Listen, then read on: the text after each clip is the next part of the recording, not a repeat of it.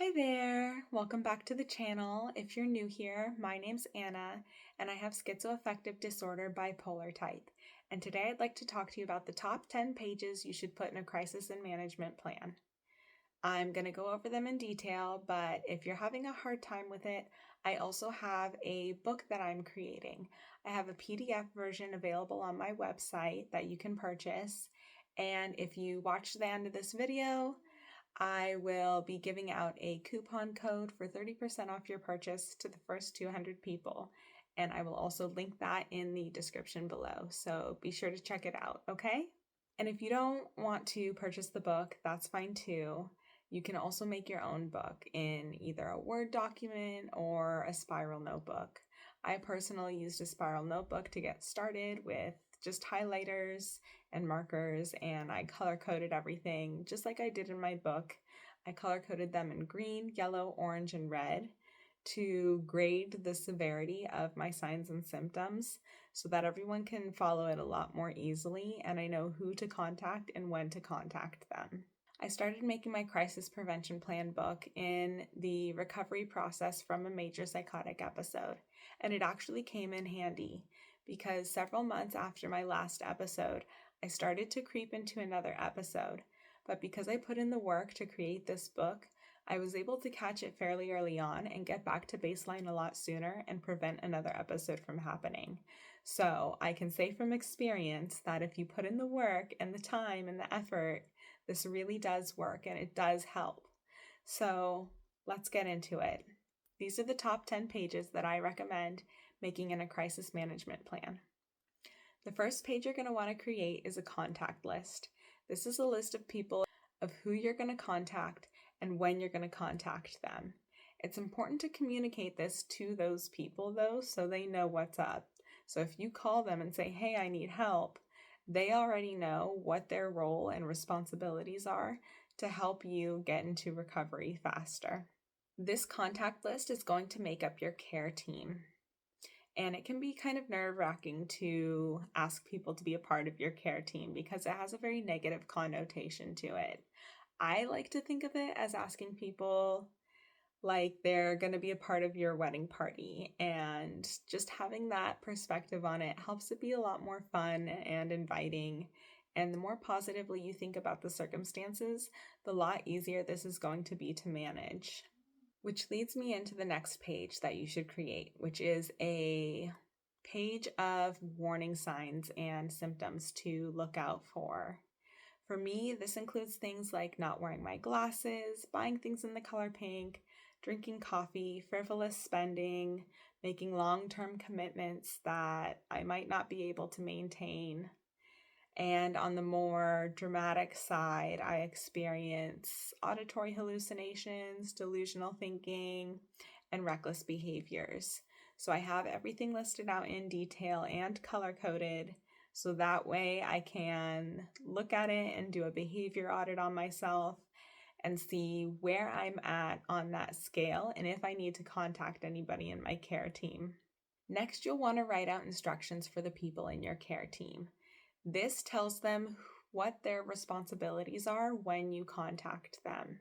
For example, I have a friend whose only responsibility for me is to remind me of how much I love and care about my husband and how much he really loves and supports me as well. Because when I start getting into those delusional thoughts, I start thinking that he's out to get me, he's manipulating me, and just all of these negative things. And I start to stray away from that relationship, which is really vital to my well-being. And when I'm in that state of mind, I'm really not in a good place and I'm not thinking clearly. Because when I am thinking clearly, my husband and I can typically get through conflicts fairly easily. And we have very good communication that helps us come up with resolutions fairly easily. So I needed somebody that wasn't him, that I could trust to help guide me back into that healthier state of mind. Which brings me to my next page, which is your preferred communication methods. I personally do better with written communication. That just has to do with my processing speed and how I process information. It can be very difficult for me, especially when I'm experiencing psychosis, to grasp what people are saying to me verbally and auditorily, mostly because I experience auditory hallucinations. So that really complicates things for me. When things are written out, either handwritten or through text or email or whatever written form they present themselves in, it gives me the time to read and process the information with minimal distraction. But that might be different for you. And it's also important to know that you might run into some circumstances where you can't get your preferred communication method, and you kind of just have to do your very best. Like for me, my psychiatrist and my therapist can't text me, so I have to kind of just navigate that auditory communication, which I can typically do with them because they're very direct and clear with their questions. But I do notice that, especially when they're asking questions, I don't always answer appropriately. Like my responses don't really answer the question quite right. So that's a challenge that I personally face with that type of communication as well. On that note of speaking about doctors, it's also important to put your preferred programs and hospitals on a list. So that way your care team knows whoever you assign to be in charge of getting you into a program, should you come to that point, knows exactly where you want to go. You should include the location, the program name, and the contact information. You can also add in there what you like about that program in case that program is not available. I recommend having multiple programs, so that way if there's some sort of barrier to getting you into your most preferred program, you have backups already in place and your care team isn't left floundering trying to figure out where to send you, and you don't have to risk being sent to somewhere that is not up to your standards of care. Following this, you should also include your medical information. You should include your medications, your dose, the prescribing doctor, the date they were prescribed. You should include any other medical conditions you have and also any allergies. That way, if somebody needs to communicate on your behalf to a program or a hospital, they have all of that information readily available to them and they don't have to try to remember. Because for me personally, I take quite a few medications and even I had a hard time remembering it at first, but I take them all the time, so that was easy for me to remember. Our care team has lives of their own and we can't rely on them to remember everything. That's why having a copy of a book written out or printed out or however you have that available to them, it's really going to make things so much easier for everybody involved. After including your medical information, you should also include your treatment plan. In this, you should include your symptoms of concern, treatment goals, your strengths, resources, and how often you attend groups or therapy. It's really important to attend some type of support group or therapy fairly regularly because the more people you have interactions with, the more opportunity you have to get feedback on your behavior, which then in turn allows you to catch your symptoms a lot sooner and get back to baseline as quickly as possible. And now that we have all of the critical information written down, we can include some additional information to help us manage more independently. We can communicate to our care team the preventative measures we're taking to keep us out of crisis.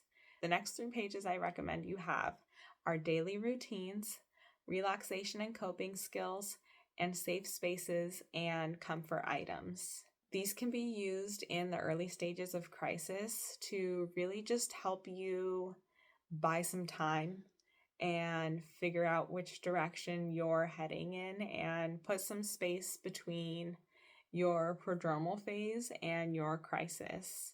So that way you can probably turn things around a lot sooner and not have to go into a full-blown crisis. In my personal opinion, daily routines are the most underestimated part of crisis prevention. For me, my daily routine really keeps me stable, and when I deviate from that routine, I can so easily slip into a crisis. And that's kind of what happened this last time. Is my daily routine was the first thing to go, and as soon as that went, all of my other behaviors followed. And that really was what triggered me to start going into crisis. Luckily, I was able to catch it and turn things around thanks to this book. In your daily routines, you should include various relaxation and coping strategies as well that you use on a regular basis. It's important to practice these even when you don't need them, so then that way they become second nature. And when you do need them, you're already practicing them, so it's a lot easier to get into that habit of doing healthy coping strategies, and you're less likely to fall into negative or harmful coping strategies. It also makes it a lot easier to detect when you're falling into those negative coping strategies as well. So that way you can do what we call opposite action.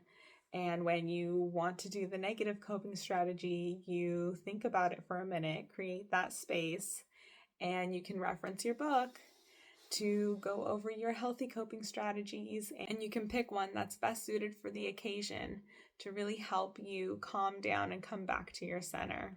And lastly, I recommend you create a page of safe spaces and comfort items. I put in a lot of places in nature like the beach, a botanical garden, and there's also a trail nearby my home that I can walk to at any point in time. So access is something that you really want to take into consideration.